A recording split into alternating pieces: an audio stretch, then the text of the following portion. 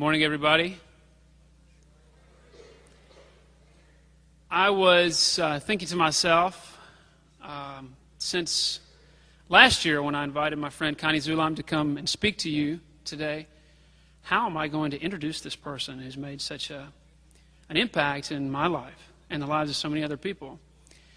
And I thought that instead of tell you about Connie, I thought I would tell you more about what my experience has been in meeting him and getting to know him.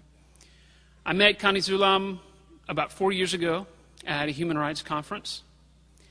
Connie was speaking and working with torture survivors, people that had been tortured from different countries for political crimes. I got to know Connie's story.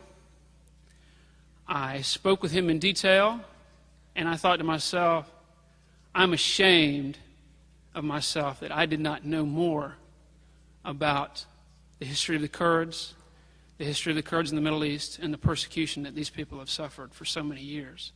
And I thought to myself at that point, I need to do whatever I can, what little part I can, to get Connie in front of as many people as I possibly can so that they can hear the same story that I heard.